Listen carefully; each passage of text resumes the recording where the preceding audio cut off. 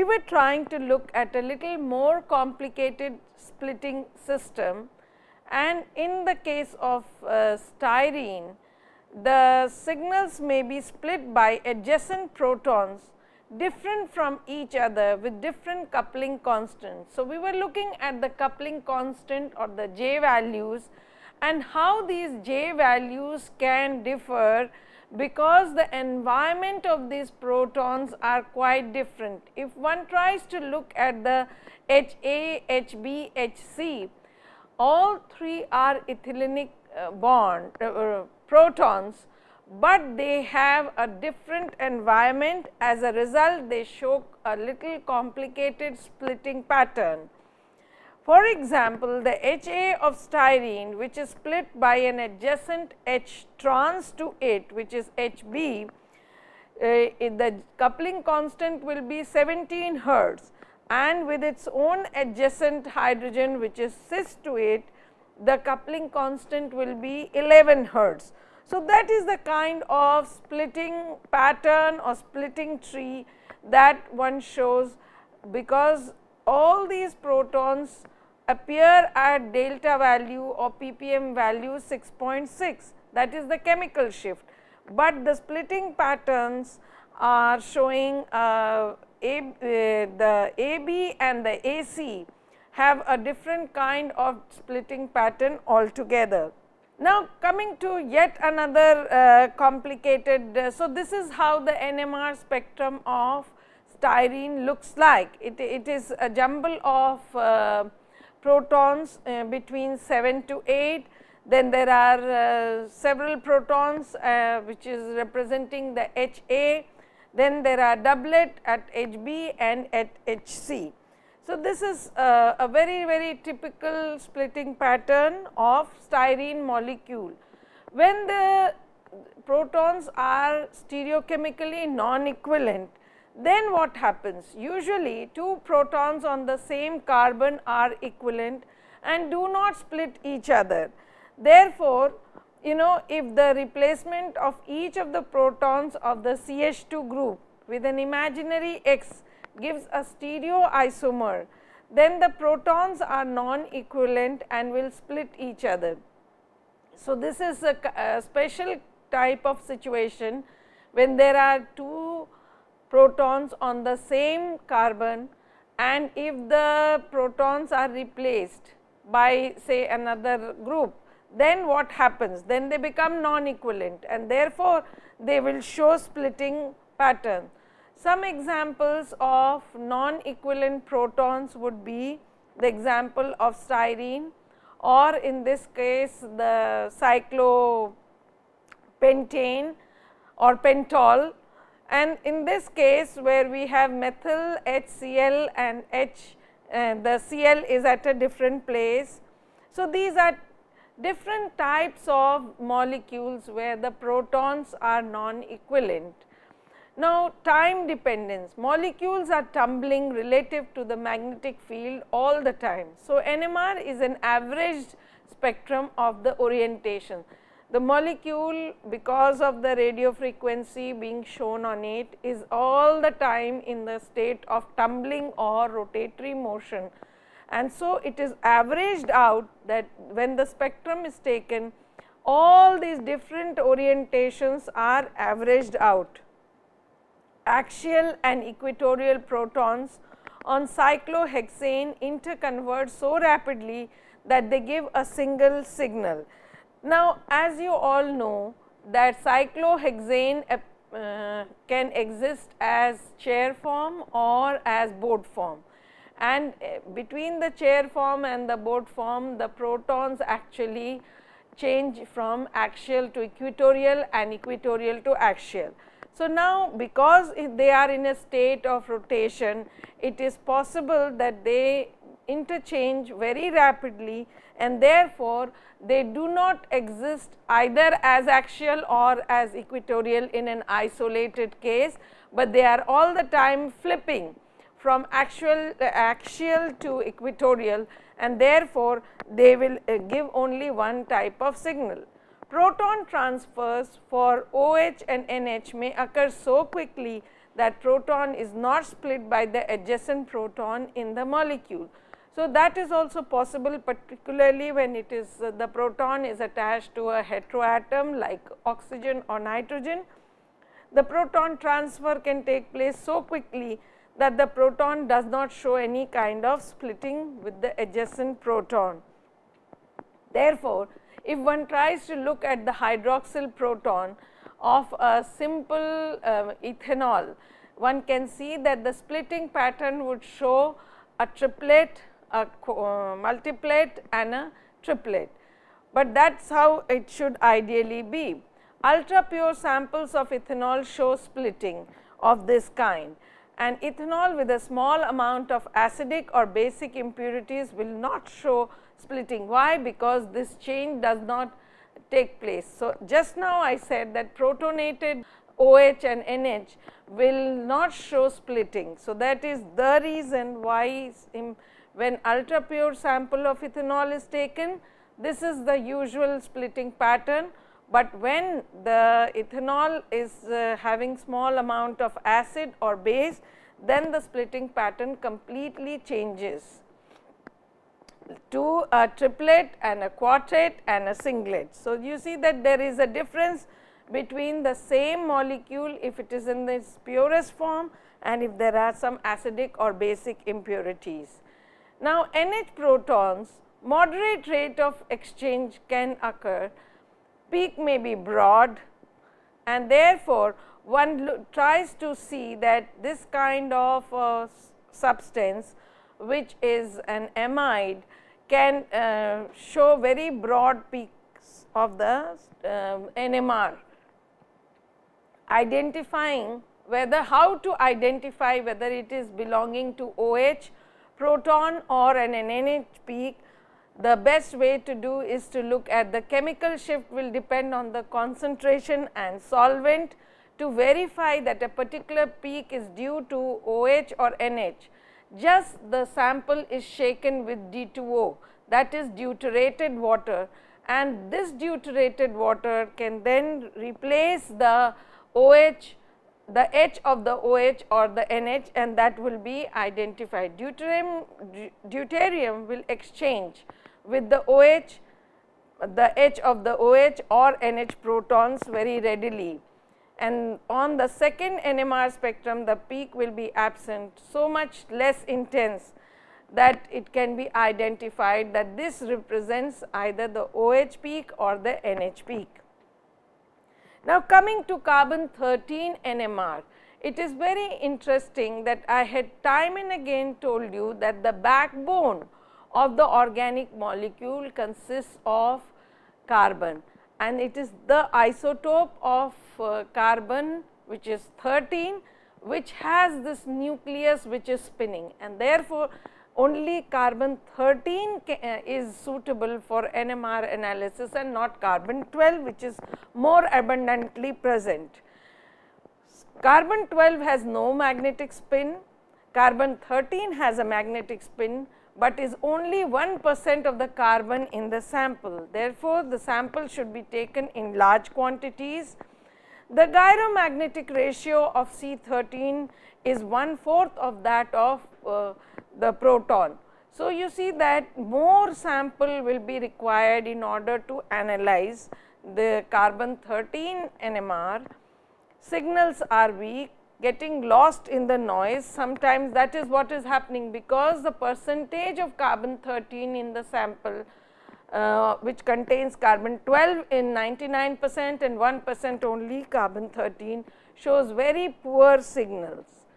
So, hundreds of spectra are taken and then it is averaged out. So, a Fourier transform NMR, just the way we had Fourier transform IR, there we took several spectrum and superimposed it. Similarly, here also in NMR the Fourier transform idea is applied. Nuclei is magnetic in a magnetic field are given a radiofrequency pulse close to their resonance frequency, only the ones which are matching with the frequency will show resonance. So, that has to be borne in mind. Any kind of radio waves will not create any resonance. The nuclei absorbs energy and precesses or spins like small tops. A complex signal is produced, then decays as the nuclei lose energy. Free induction decay is converted to spectrum. So, this is what is actually then amplified and recorded as a spectrum. Hydrogen and carbon chemical shifts are quite different, because in the hydrogen it is a scale from 0 to 10, and different types of protons, be it acidic proton, aldehydic proton, aromatic proton, acetylenic ethylenic proton, carbon containing a halogen, or carbon which is adjacent to a carbonyl, they will all fall in the category from 0 to 10. However, in the case of carbon chemical shifts, the range is from 0 to 200, and primarily it is ranging from the alkanes are near 0 to 50, then from 50 to 100 are the ethers and the acetylenes. From 100 to 150 is the range for ethene and aromatic, and the carbonyls are in the range of 200 and so on.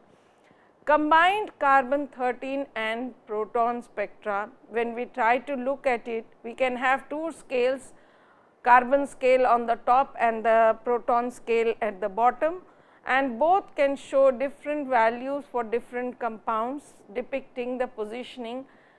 But in the case of carbon 13, it is more like a line spectra rather than a peak spectra, whereas in the case of proton it is more pronounced. So, it looks like a peak. So, that is where the difference lies. Differences in C13 techniques, because they are much smaller in quantity. The C13 isotope is much smaller in quantity. Certain adaptations have to be brought about so that the C13 content can be recorded.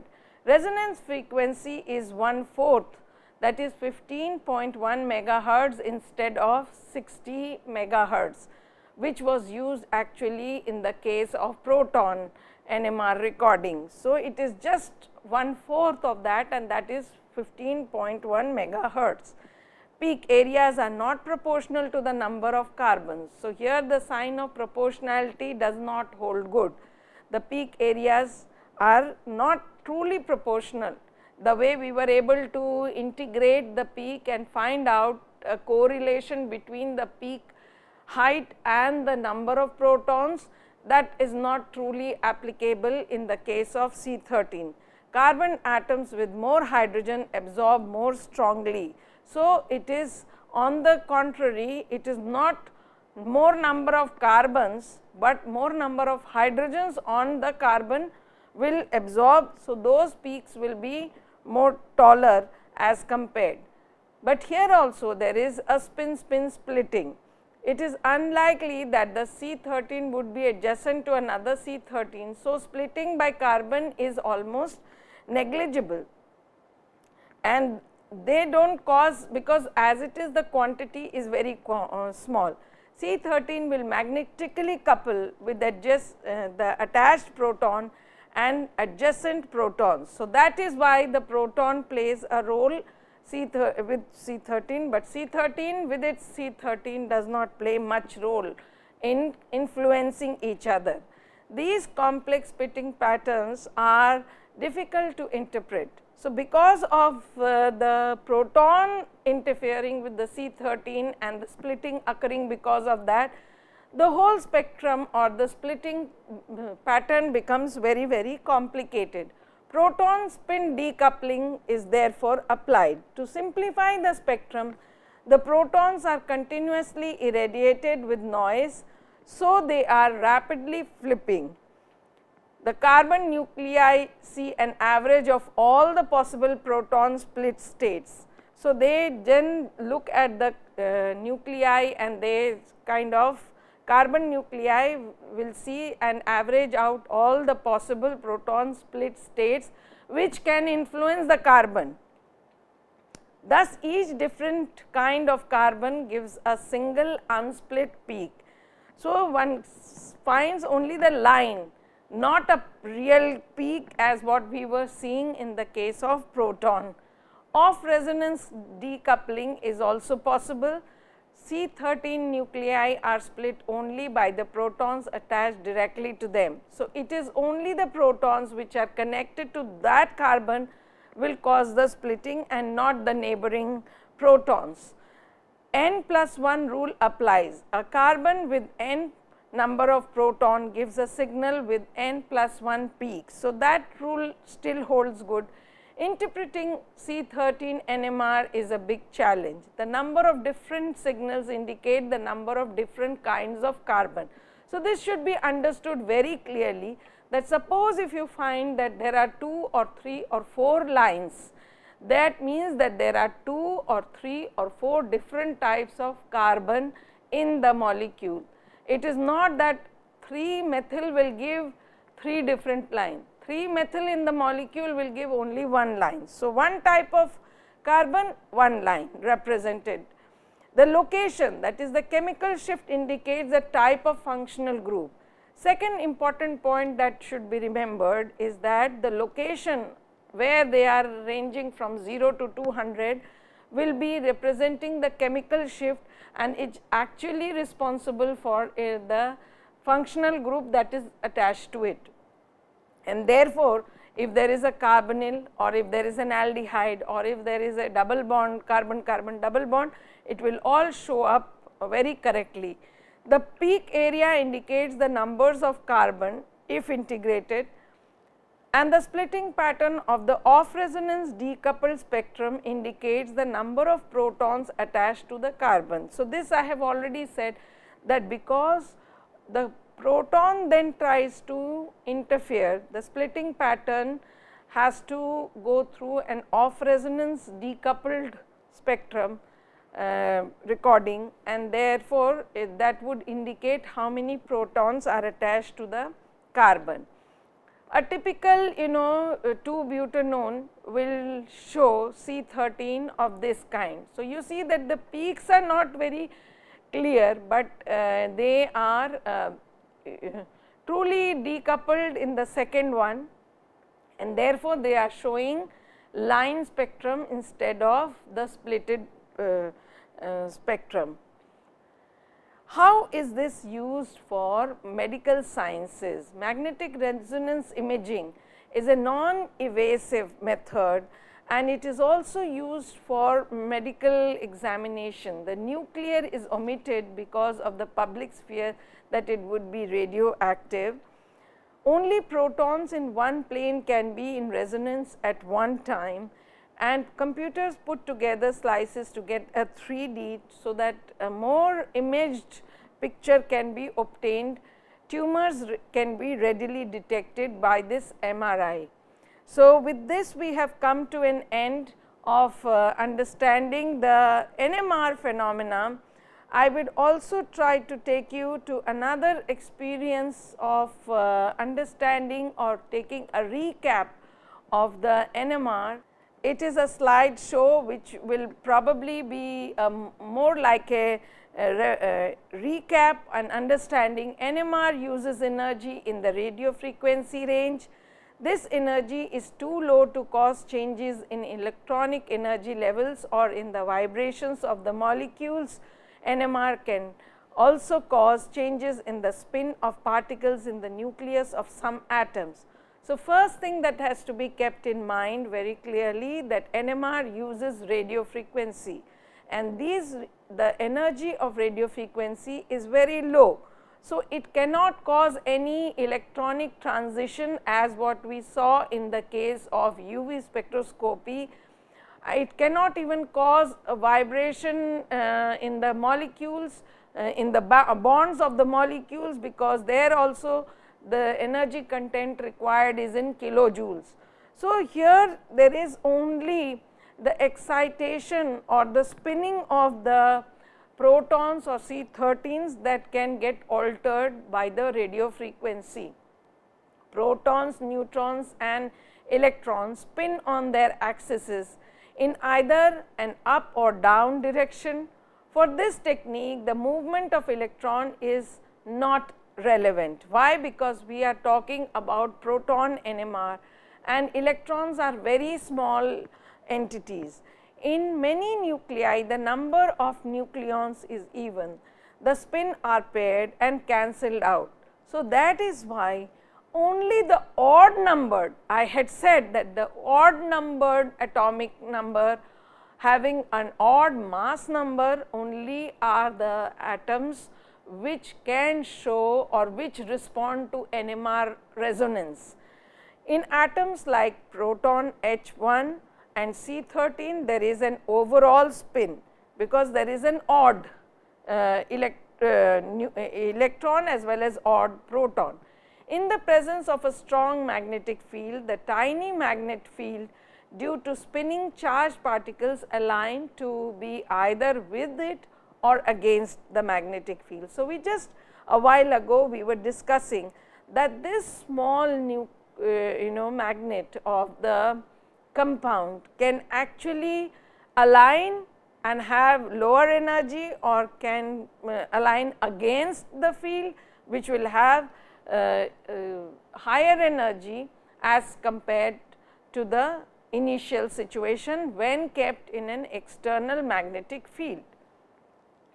Therefore, more nucleons will be in lower energy state aligned with the magnetic field. A nucleon can absorb a quantum of energy in the radio frequency range and align against the magnetic field. It emits a radio frequency when it drops back to its original position. So, as what we very clearly know that any system cannot remain in the energized situation for too long, it has to revert back. So, if it absorbs energy to get excited, it releases energy h nu to get back to its original state. Proton NMR therefore, is very importantly understood and is applied. The most common of the NMR is based on hydrogen or proton nucleus. It can give information about the structure of the molecule containing hydrogen atoms. That means that if we have a carbon chain and the carbon chain obviously has either hydrogen or halogens or oxygen or nitrogen, then what is the kind of arrangement of these hydrogens on the adjacent carbons? Complex biochemical molecules have a large number of carbon atoms. So, NMR using C13 isotope is often used. The difference in energy of the two spin state depends on the nucleus being screened. Whether we are trying to look at the proton NMR or the C13 NMR, we will get part of the information about the molecule, and when all the information is correlated, that means information from UV, information from IR spectrum, information from proton NMR, information from C13, then some idea of the structure of the molecule can be obtained. The other atoms around the nucleus, these can shield the nucleus and change the amount of energy needed to change its spin. So, H in CH3 will absorb differently at a different frequency as H of the CH2, and that is why they appear as two different peaks in when we saw the example of ethanol. There were three different types of protons. One was the proton of OH, one was the protons of two protons of CH2, and the third one was of the different variety which was belonging to the methyl protons. So, those all the three, since they had different spins, that is why they were diagnosed as different peaks in the spectrum. To standardize the measurements on different NMR instrument, a standard reference is required, and that is called the tetramethylsilane or the TMS. The beauty of this TMS is that all the 12 protons are equivalent, and therefore, it is an inert molecule, and all the proton atom or the hydrogen atom have the same chemical environment and shows a single peak, which is taken as a standard or 0. The difference in energy needed to change the spin state in the sample is compared to TMS and is called the chemical shift. The chemical shift of TMS is identified as 0. The symbol delta represents the chemical shift and is measured in ppm. The chemical shift scale is measured from right to left on the spectrum. So, these things we have already covered, but it is like a recap that I want you to understand what are the salient features of NMR. What does the word chemical shift mean? That chemical shift word means a particular proton attached to a particular type of carbon will appear at a particular position in the scale of 0 to 10. And we took an overview of different types of protons which were attached to different types of carbons, and we found that the value for these different carbon containing protons showed different values, and that value is what is referred as chemical shift.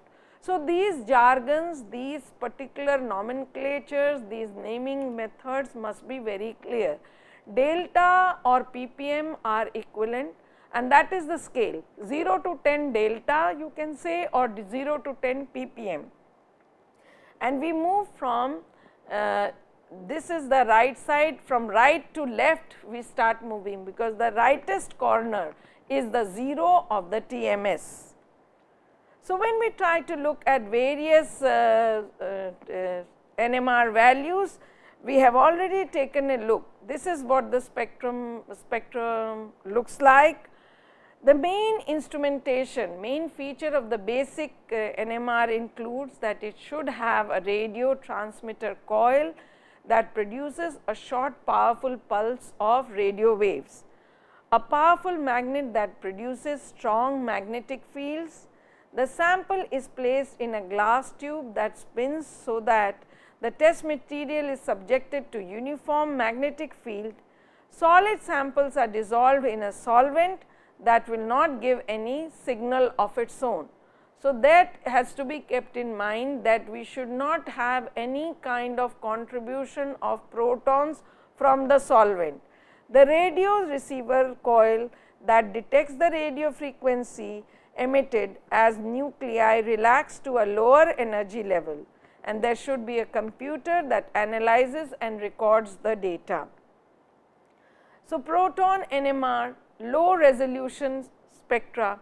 Proton NMR is used to identify the number of chemically distinct hydrogen which are environmentally in a different kind of situation there in the molecule. So, if we have, like I will again take the example of ethanol, CH3 CH2 OH, the CH3 also has H, the CH2 also has 2H, and OH of course has 1 H. So, these 3 different types of protons are in a different environment. In low resolution proton NMR, the number of peak is equal to the number of different bonding environments experienced by the hydrogen nuclei in the molecule, and therefore, they can be identified separately. Now, this is a very typical example of ethanol which I have been time and again talking about, and this shows a typical peak of this is now low resolution. So, there is no splitting that can be seen, there is a hump of CH3, there is a hump of OH, and there is a hump of CH2. Now, the same when it goes to high resolution will be split, and this splitting is because of the J values which are very typical of these protons. The NMR spectrum shows more details in high resolution spectra. High resolution spectra show the J splitting of the peaks.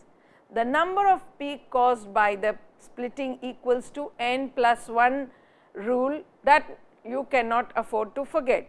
How many peaks will be arising will be determined by the simple n plus 1 rule, where n is the number of H atoms on the neighboring atom. CH splits the signal from hydrogen attached to the adjacent atoms into 2 peaks. CH2 splits the signal from hydrogen attached to the adjacent atoms into 3 peaks. So, it is all the time increasing by a factor of 1. So, that is why the rule n plus 1. So, the same spectrum which you saw, the humpy spectrum of ethanol, now has beautifully split into triplet, singlet and quartet in the high resolution NMR. What the NMR spectrum tells us, the number of peaks tell us how many different proton environments are there in the molecule. The peak area ratio shows the relative numbers of protons in each environment. The chemical shift measured in ppm helps to identify each of the different environments and provides information about the functional groups to which the hydrogen is attached. J splitting tells us how many H protons are on the neighboring atom according to the rule n plus 1. This supports the chemical shift data. So, first and the foremost thing is that you should know what type of proton it is from the chemical shift value. Then the splitting will occur because of the n plus 1 rule, and the chemical shift value in the ppm scale or the delta scale will actually identify what type of carbon, what type of proton is attached to which type of carbon. So, all this is very well understood, and it can give information about molecules to a very large extent very accurately, and this is one of the tool which is extensively used in understanding the structure of a compound. What C13 gives us the carbon backbone information, and the proton NMR gives us the information related to how many protons are present on each of these carbon of the backbone. If one tries to look at the proton NMR of a sample of ethanol, this is how the splitting pattern would look in a 100 megahertz NMR spectrum of ethanol. Understanding and identifying molecular structures then becomes very easy, because the same ethanol can be understood or looked at. Different types of molecules can be understood in this by the help of NMR spectrum. Similarly, there are several examples, and one can take an overview of this particular spectroscopic method to understand how this NMR can help us to understand the structure.